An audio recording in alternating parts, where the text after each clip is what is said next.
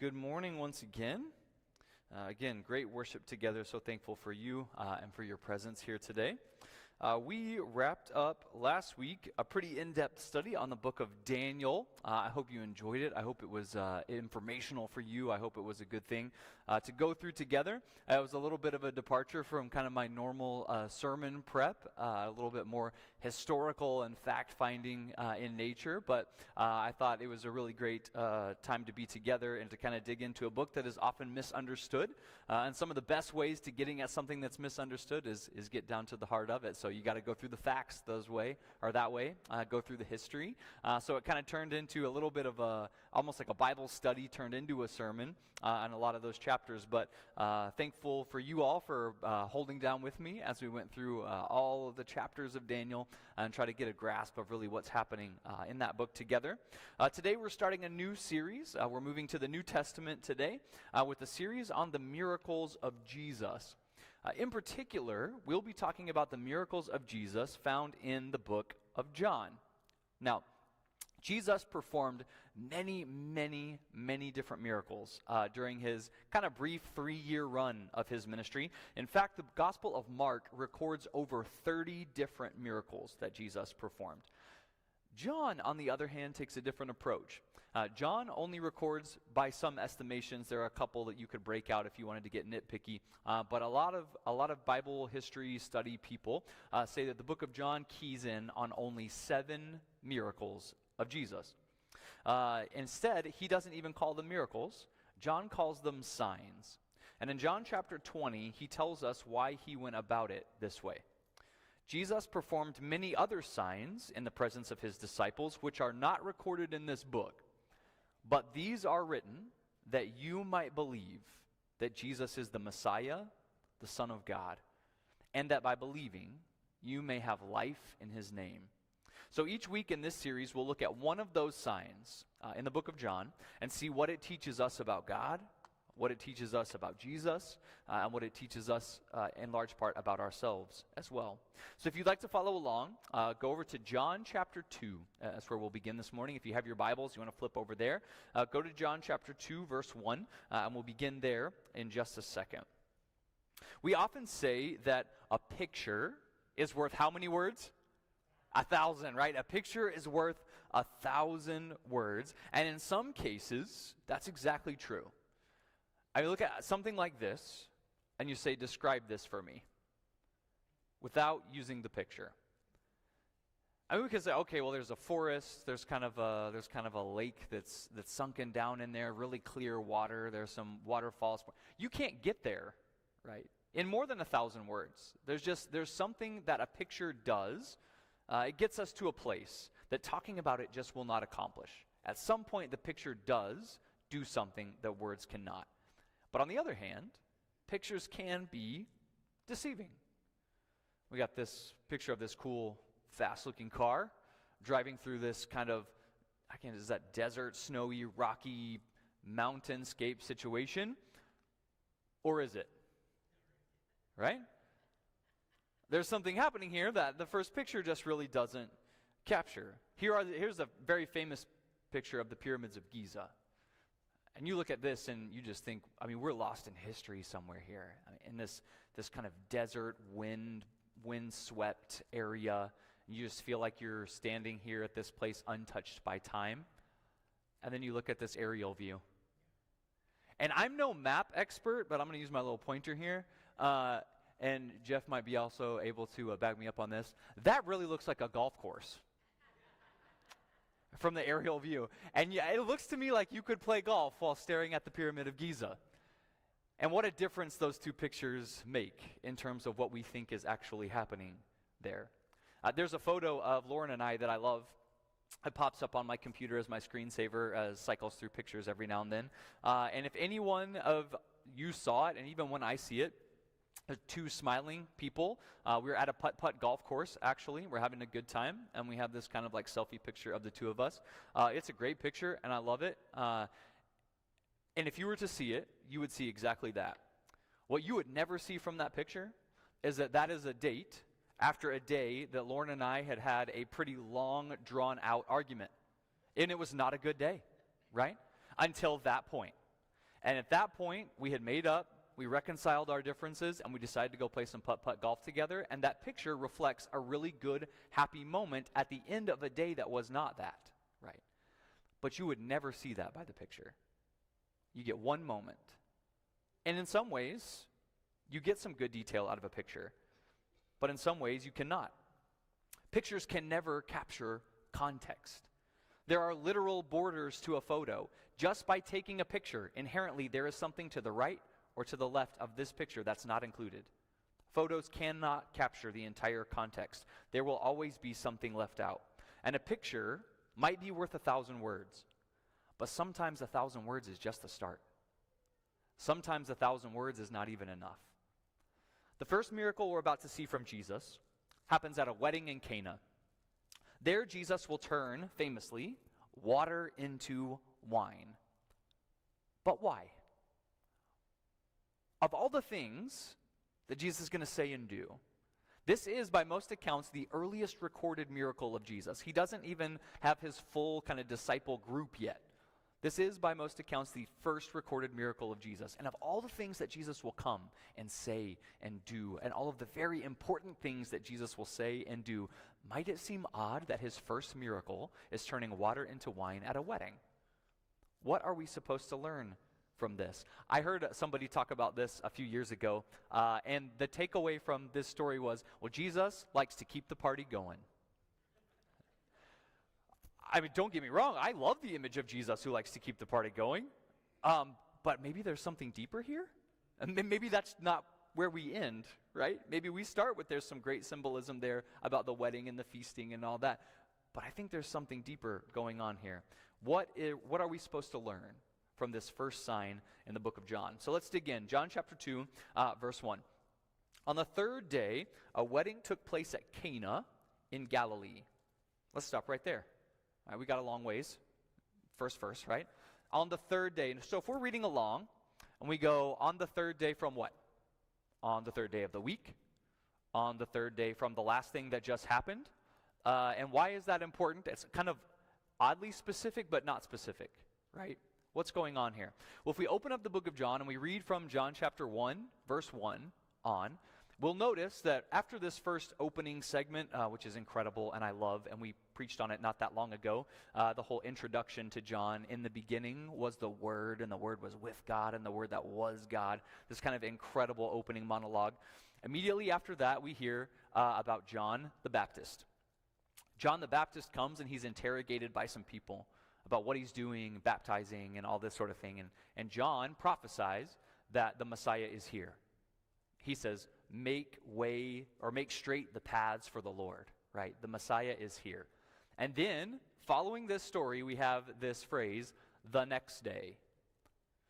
So at the beginning, we have John prophesying, and then we have the next day. And we notice here that at the beginning, John is keeping track of these days.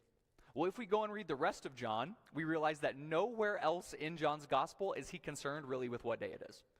He does no other tracking of days except for this part right here. So if we're using our brains and we're reading our Bibles and we go, okay, that's interesting, what are we supposed to take from this? So let's track this out. So John the Baptist comes, he's questioned by the church leaders, and he says the Messiah is here. That's day one. The next day, we have the first reference to that in chapter 1, verse 29. The next day, John saw Jesus coming toward him, and John testifies about Jesus. If we skip down then to verse 35, we have the next day, John was there again, and Jesus calls a few of his disciples. We go to verse 43, and we have the next reference to the next day, Jesus calls some more disciples. So if we're counting on our fingers here, we've experienced 4 days. And now we're going to get to chapter 2, verse 1, and John's going to say, and then on the third day. So let's do our quick math. 1, 2, 3. What day is it now? 7th. From the day that John prophesies that the Messiah is here, and that we need to make straight the paths for the Lord, 7 days after that, we're about to see Jesus' first miracle. And if we're studying our Jewish numerology, as we did in Daniel, as we should be if we're good Bible students, we know that 7's a big deal. John is going to tell us something about what Jesus has come to do, and he's going to do that by fulfilling this prophecy. 7 days after John the Baptist says the Messiah is here, Jesus is going to perform his first miracle. Let's keep going. So on the third day, a wedding took place at Cana in Galilee. Jesus' mother was there, and Jesus and his disciples had also been invited to the wedding. When the wine was gone, Jesus' mother said to him, they have no more wine. So Jesus and his mother and the disciples are at this wedding. This probably tells us that this is a family that Jesus and his mother both know. They're invited to the same wedding. They're at the same place. This is probably a couple or two families that they're very familiar with. This is less of a big kind of ceremonial get-together like the Feast of Booths or something we've talked about before. And this is more of an intimate gathering. There's a lot of people there, make no doubt. But Jesus and his mother have been invited because they know these people. They're at this wedding. They're most likely family friends of theirs. And these weddings are incredibly important cultural moments for these people in Israel. They were religious ceremonies, they were family reunions, they were community bonding events. They lasted days on end. And they represented an opportunity for the host family to show something that was innate to the people of God. And that is hospitality. The Middle Eastern people to this day call themselves children of Abraham. And as children of Abraham, they say they are required to be the most hospitable people on earth. Their job as God's people, as descendants of Abraham, are to be hospitable. They're supposed to go over the top to care for the people that are there at their home. And for a family to run out of wine at a wedding would have caused incredible shame for this bridegroom and his family. So as a family friend, Mary then is most likely helping out in the kitchen. She's helping with the preparation. She's keeping an eye on the food on the table. She's looking at the wine. She's making sure people's glasses are filled up, and they come to a problem. They are out of wine. But Mary has an idea. So she goes to Jesus. Verse 4. "Woman, why do you involve me?" Jesus replied. "My hour has not yet come." What Jesus means by this is that his ministry has not started yet. And what Jesus knows is that once his ministry has started, all of this is going to go quickly. In fact, we know this will end in about 3 years from this moment, right? So Jesus is saying, I don't know, are we ready for this? Because the moment that we start with these signs, things are going to start happening very quickly. "My hour has not yet come," Jesus says. His mother said to the servants, "Do whatever he tells you." I love this line so much. It is incredibly humanizing sometimes. We read scripture as just this distant thing. And here we have a mother and a son, in which the mother comes to Jesus and says, "Hey, we need your help. They're out of wine." Jesus says, "I don't really know if this is my job to do right now." And Mary kind of rolls her eyes and smiles and looks at the servants and goes, "Just do whatever he tells you to do." Like, he's going to take care of it, right? This is Mary exhibiting faith. This is Mary exhibiting boldness. This is the Jewish trait of chutzpah, right? She's not going to give up. Jesus kind of tries to dismiss the situation. She goes, no. You're here you got this. You are someone who can help with the situation. They are out of wine. He's going to take care of it. You guys just do whatever he tells you to do. Some have tried to reason this scenario away. I read one commentator who said that Mary as a human could never have known that Jesus was capable of miracles yet because he hadn't performed any. And so that mainly this exchange here is that Mary as a single mother has come to learn to lean on Jesus to help provide for their family. And so she knows about his resourcefulness and she knows he's trustworthy. So she just thinks he can find a way into this and help. I read that and go, I don't buy it. If anybody knows what I'm up to before anybody else, it's my mother, right? Mary knows exactly what Jesus is capable of. And she looks at him and goes, "You can do this. And not only can you do this, I think you might be here to do this." Right? Start this. Start here. Do something about this situation. We keep going. Nearby stood 6 stone water jars, the kind used by the Jews for ceremonial washing, each holding from 20 to 30 gallons. Jesus said to the servants, "Fill the jars with water." So they filled them to the brim. And then he told them, "Now draw some out and take it to the master of the banquet." So if we're looking at what is Jesus doing with this miracle, what are we talking about when we're talking about water to wine, here we get our first big clue. Here we can start to see what this miracle is about. Jesus looks over and he sees water jars, and these are specific water jars.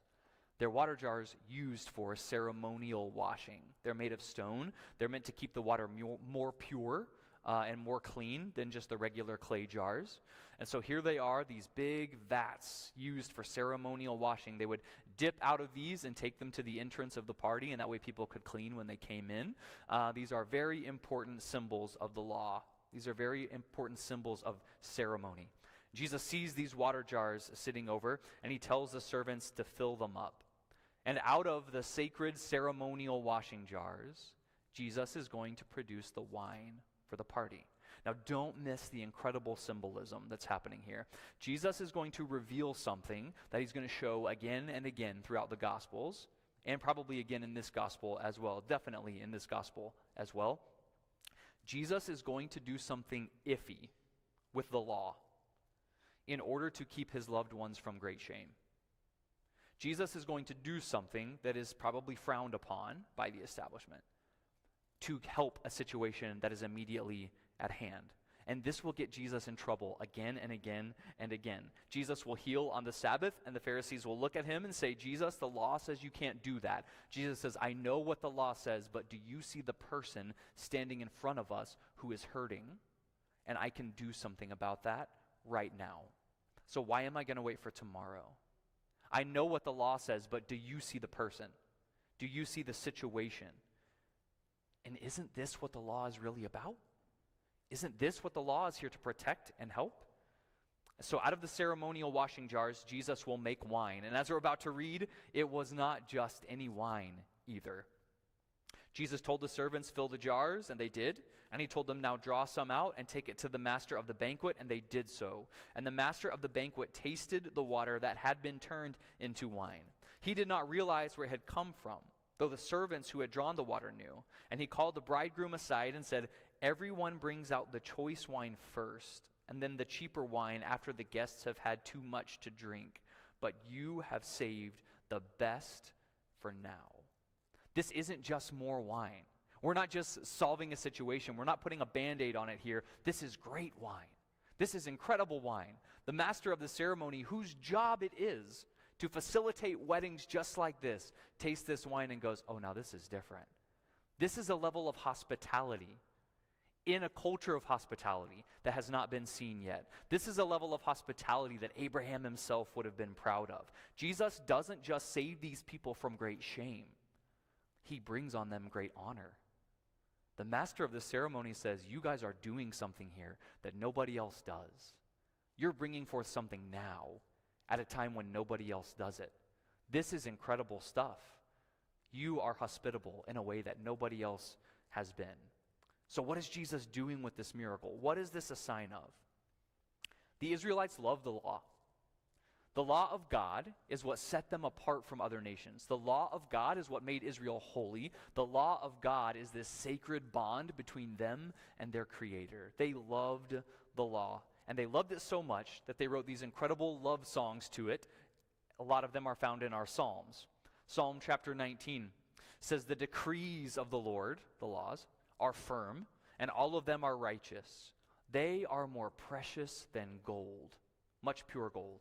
And they are sweeter than honey from the honeycomb. Psalm 119, oh, how I love your law. I meditate on it all day long. And then later in Psalm 119, I long for your salvation, Lord, and your law gives me delight. In fact, Psalm 119 is the longest chapter in the Bible. If you think that's a typo, that it says 119, 174, that is not a typo. Psalm 119 is nearly 200 verses of alphabetical praise of God's law, divided by Hebrew letter of the alphabet. It is an entire chapter, 200 verses of just a love song about the law of the Lord. But if we use the law just for the sake of being right and righteous, if we love the law for what it says about us and our keeping it, we've missed the point. In fact, in this case, in keeping the law for the law's sake, the law is just a poorly taken photograph. It fails to capture the true context of what we're trying to do. It fails to paint for us the picture of what is really happening by the law and what is really happening in the world. You see, there is another side of the law, outside just the obeying and the breaking. We might call it the heart behind the law. Psalm 34. Taste and see that the Lord is good. Blessed is the one who takes refuge in him. Fear the Lord, you his holy people, for those who fear him lack nothing. The lions may grow weak and hungry, but those who seek the Lord lack no good thing. Taste and see. Taste and see what? That the Lord is good. Taste and see that this wine is unlike anything you've had before. And not only is it unlike anything you've had before, it's coming at a time that you don't expect it. The Lord is bringing goodness into the world. Taste and see that the Lord is good. And we might often characterize what happens in our Bible largely in terms of Old Testament versus New Testament, right? But Jesus doesn't seem to operate this way. Jesus has a little bit of a different take. Do not think that I have come to abolish the law or the prophets, Jesus will teach in Matthew chapter 5. I have not come to abolish them, but I've come to fulfill them. Jesus says, I have come to show you what the law was really about. I have come to bring this full circle so that you might fully understand what God is trying to accomplish in the law, that you might fully understand the goodness of God. The first sign of Moses, performed in the 10 plagues in front of Israel, is the water turned into blood. The first sign of Jesus in the New Testament in front of Israel is water turned into wine. Taste and see that the Lord is good. And so Jesus shows up at a wedding and he turns water into wine. He turns potential shame into a moment of praise and honor for this family. And in doing so, he also is signifying that the Messiah is in fact here. The time of redemption has come. The Lord says through the prophet Amos in Amos chapter 9, the days are coming, declares the Lord, when the reaper will be overtaken by the plowman and the planter by the one treading grapes. New wine will drip from the mountains, and it will flow from the hills, and I will bring my people Israel back from exile. Jesus turns water into wine at a wedding, out of the ceremonial washing jars, and he says, the Messiah is here.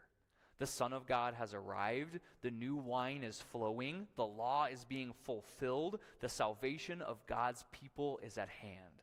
And with this first miracle, with this first sign, and John would tell us, we'll start to get the whole picture. We'll see outside of the edges of a poorly taken photograph and begin to see what God is about and what God has been trying to accomplish. The last verse in this story of Jesus' miracle, verse 11. What Jesus did here in Cana of Galilee was the first of the signs through which he revealed his glory, and his disciples believed in him. We'll close with the words from John that we began with this morning as we reflect on this miracle, this sign of who Jesus is and what he's coming to do. Jesus performed many other signs in the presence of his disciples, which are not recorded in this book. But these are written that you may believe that Jesus is the Messiah. He is the Son of God. And that by believing in that, you may have life in his name. If we can help you find that life this morning, please come and find me. I'd be happy to pray with you as we stand up, and Josh leads us in one more closing song. Josh.